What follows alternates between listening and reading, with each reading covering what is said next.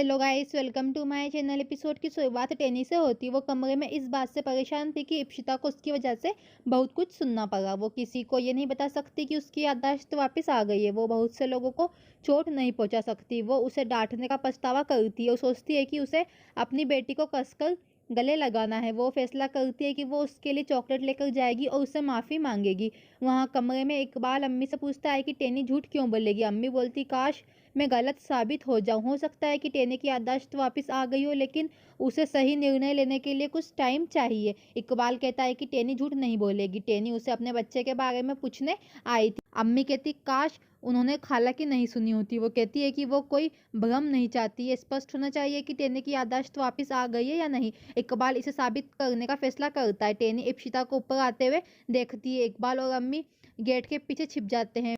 टेनी उन लोगों को देख लेती है और आश्चर्य करती है कि क्या उन्हें उस पर शक हुआ है। फिर टेनी ने इप्शिता को इशारा किया। इप्शिता पूछती है कि उसने उसे यहाँ क्यों बुलाया। टेनी इप्शिता को उसके पापा के निर्देशों के अनुसार उसे मम्मी बुलाने के लिए डांटती है। उसे अपने पापा को ये भी बताना चाहिए कि वो शादी कर रही है और उसकी माँ वो नहीं है। वो इप्शिता को फिर भारी मन से दूर जाते हुए देखती है। इकबाल अम्मी को निकाह की तैयारी करने के लिए कहता है। अम्मी सोचती है कि उसे बहुत सारे काम है और यहाँ तक कि पार्थ की माँ को भी शामिल करना है, वरना वो कोई और चाल चल सकती है। टेनी अपनी बेटी को चोट पहुंचाने के लिए अपने कमरे में रोती है। पार्थ इंदु को बताता है कि टेनी के व्यवहार से पता चलता है कि उसे भ्रम था। इंदु कहती है कि उसका व्यवहार बहुत नॉर्मल था। पार्थ कहता है कि उन्हें लग रहा है कि टेनी की याददाश्त वापस आ गई है और वो इसे छिपा रही है। इंदु कहती है कि ये आशा उन्हें चोट पहुंचाएगी। उसने सोचा कि इप्शिता उनकी मदद करेगी, लेकिन ये संभव नहीं था।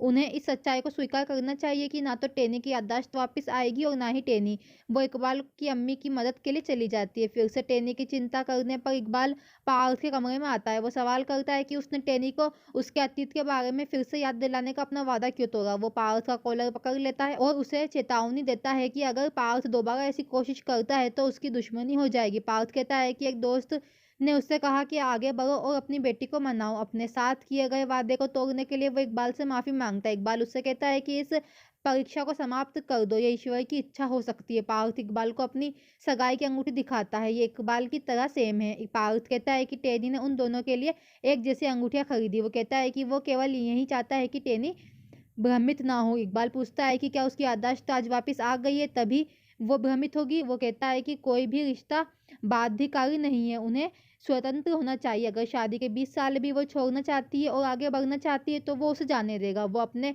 विकल्पों में उसे स्वतंत्र रखेगा। पार्थ खुश था कि इकबाल टेनी से कितना प्यार करता है। टेनी इप्शिता के कमरे में आती है और वो उसे नहीं दिखती है। टेनी फिर अपने बच्चे के कमरे को देखकर इमोशनल हो जाती है। उसने इप्शिता से मिले बिना नहीं जाने का फैसला किया।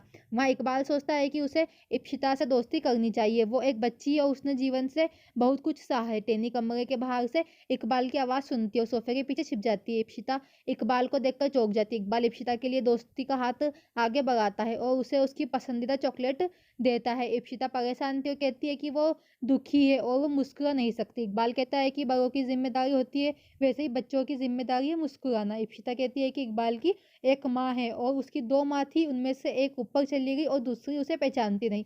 इकबाल बताता है कि परेशान होने का कोई मतलब नहीं है, उसके पापा भी नहीं है। इप्शिता को फिर इकबाल के लिए बुरा लगता है। इकबाल कहता है कि वो पहले बहुत रोता था और उसकी अम्मी भी रोती थी। फिर उसने उन लोगों के लिए खुश रहने का फैसला किया जो यहाँ पे रह गए हैं और उनकी परवाह करते हैं। इप्शिता कहती है कि उसने जो कुछ भी कहा उसे समझ नहीं आया और वो लोग हंसते हैं। इकबाल हाथ मिलाने की बोलता है। इप्शिता कहती है कि उसे इसके बारे में सोचना होगा क्योंकि वो दोस्ती में काफ़ी सिलेक्टिव है। फिर वो इकबाल का हाथ पकड़ लेती है। टेनी मुस्कुराती है और इकबाल के साथ वो खुश हो जाती है।